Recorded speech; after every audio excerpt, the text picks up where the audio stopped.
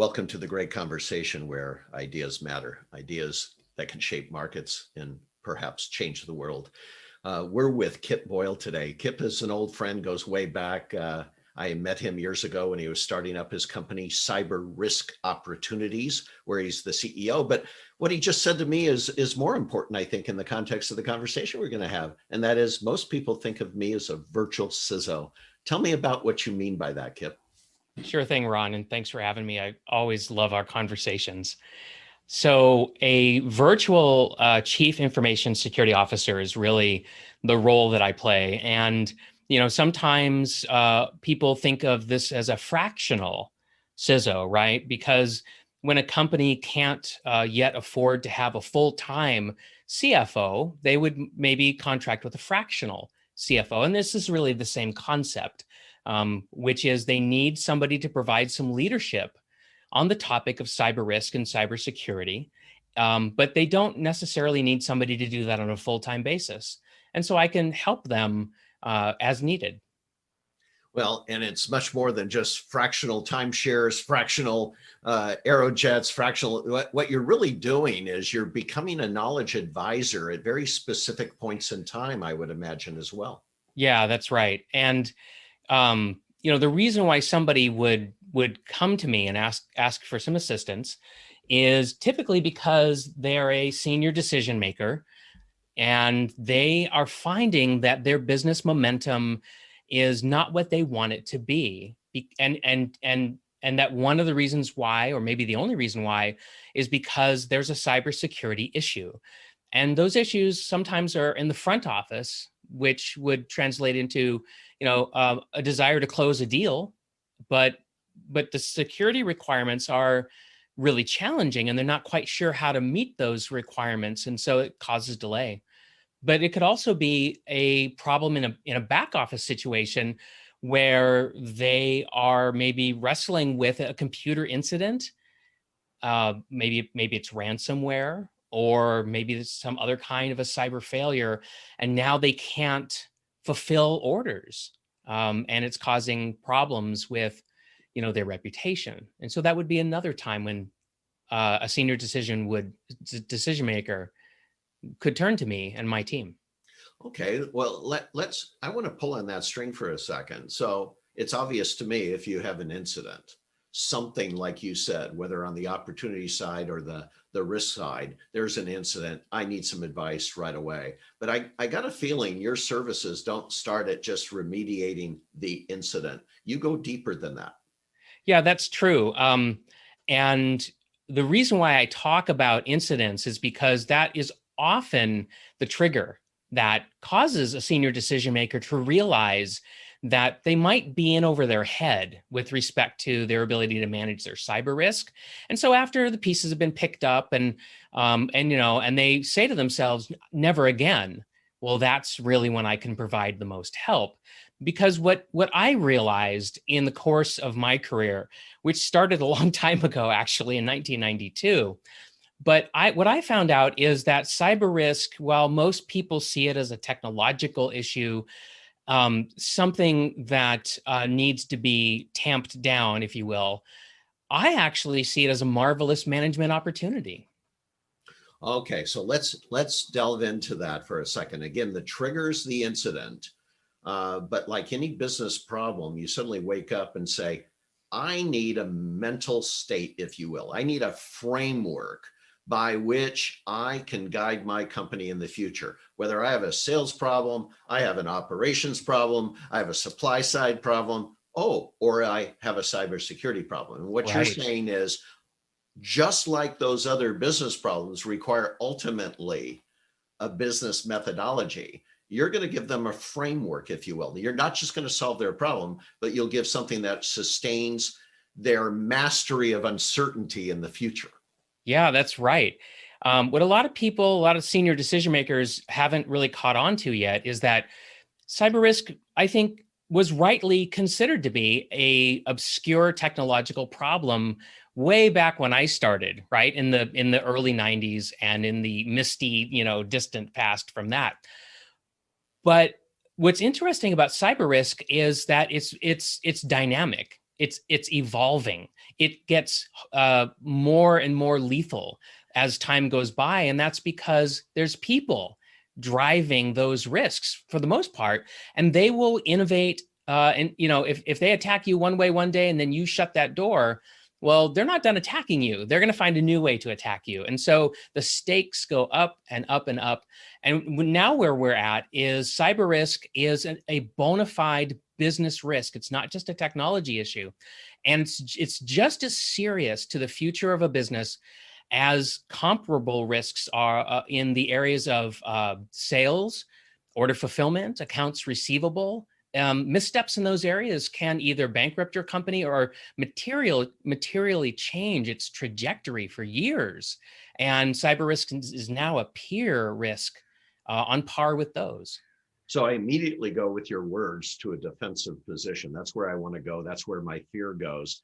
But like you said in your book, which by the way, we'll put on our members resource page so they have access. It's called Fire Doesn't Innovate as far as the community is concerned. It's called Fire Doesn't Innovate. It's published last year in January.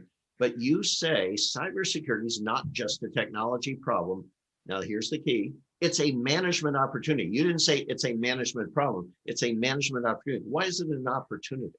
Oh, it's an opportunity because if you can create a competency for cyber risk management within your business, then you have you've created a marvelous capability. You can actually take more cyber risks than your competitors can, but your overall risk appetite doesn't need to be, very much more than it is already. It's just that you now have a competency, and so risks that'll stop other competitors from doing things because they perceive it as being too risky will not be too risky for you. And the other side is true too, which is to say you will become a much more difficult target, whereas your competitors will be a relatively more easy target for cyber attackers. And so, whereas your competitors will struggle mightily with cyber attacks and cyber failures, your rate of incident won't be nearly as much.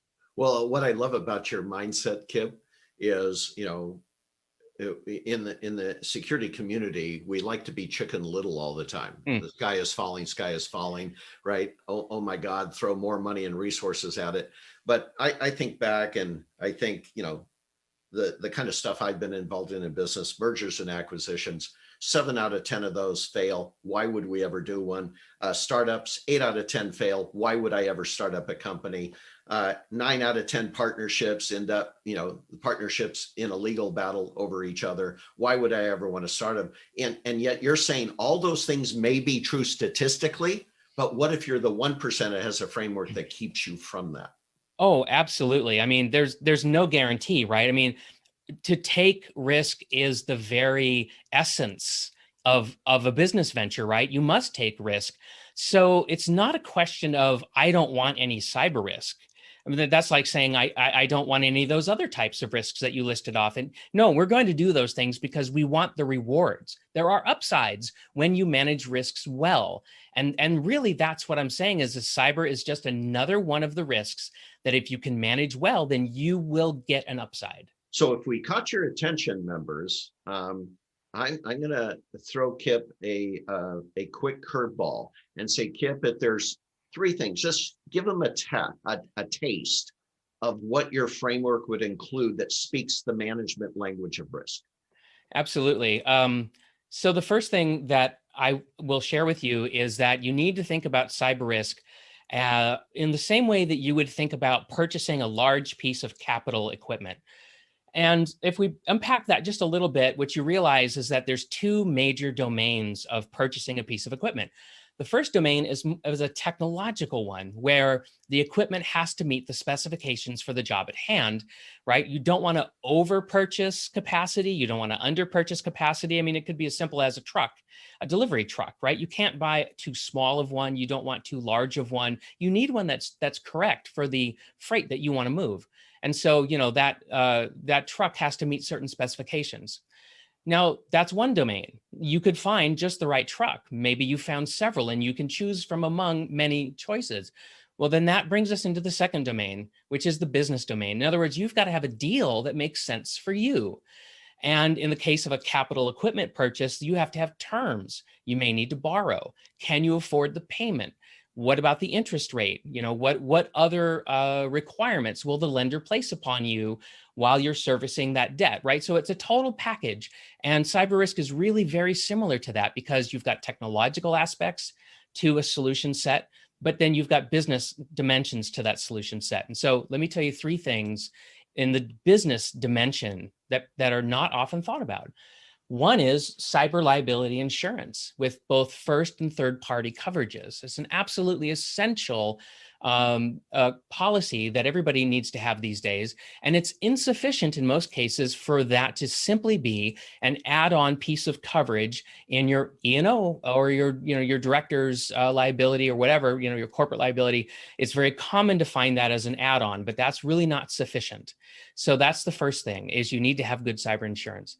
The next thing that I would say is that you need to have your contracts contain the right language, because what we know from looking at the data is that data breaches and other types of cyber risks often, maybe most often, manifest from third parties that you do business with, outside vendors.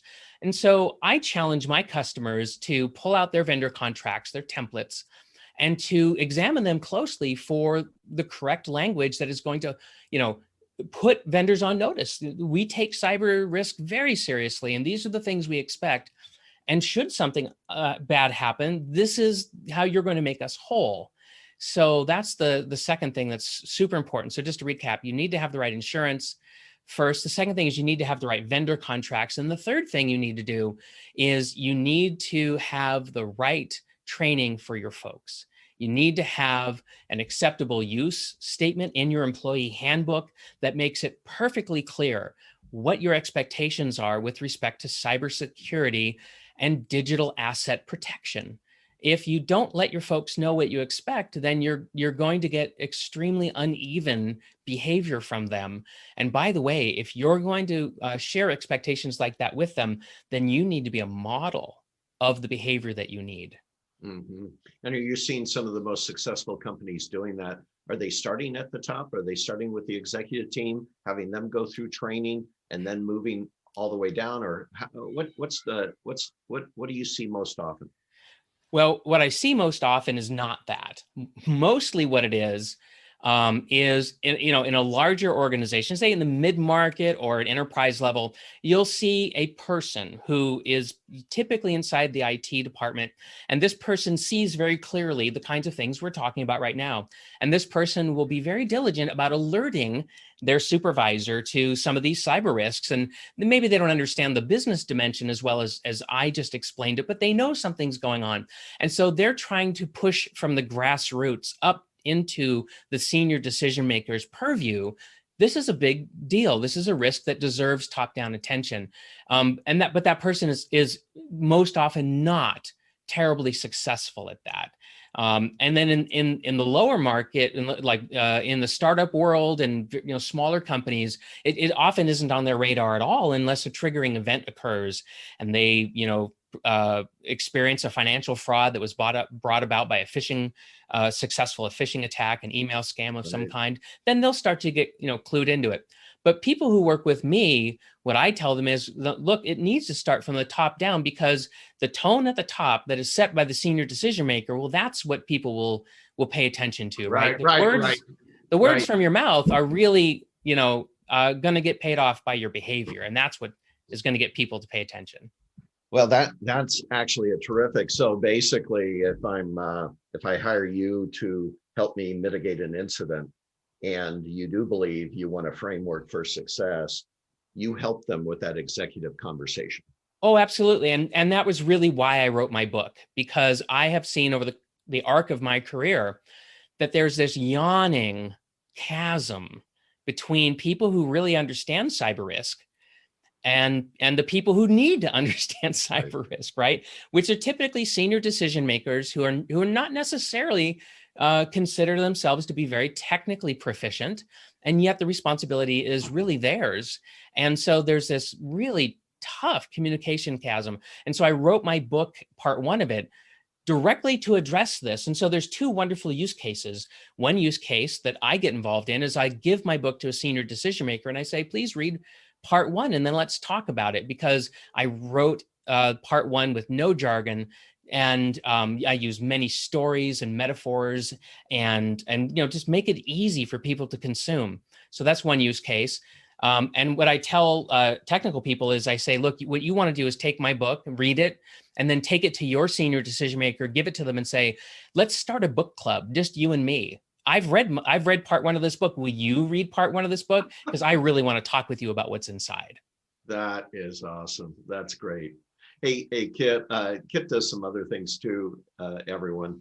Kip gets involved in up and coming people who are trying to enter this industry. We can talk about that in a future conversation, but it's actually absolutely fascinating and a great help, especially when we have a shortage of labor in this particular domain. And that's why I do it. Yeah, no, it's fantastic. So we'll talk about that in a future conversation. I just wanted everyone to be on notice when we do. Kip, if we were to invite anyone to this round table, right, where we're trying to get at truth and we're looking at it from very, very much different perspectives, anyone you would like me to interview next? Oh my goodness. Someone you'd like to hear from? Yeah. Oh, wow. That's a huge list, Ron. You throw one out. Throw one out.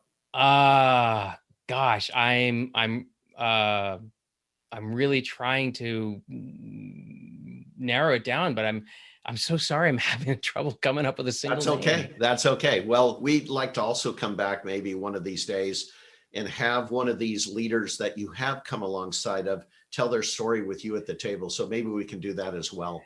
And that's exactly what I'm thinking of. I'm like, my goodness, which one of my customers who has done so well, right, where I've walked alongside of them and they have just flourished in this discipline of cyber risk management, right? That's the kind of person I would love to bring.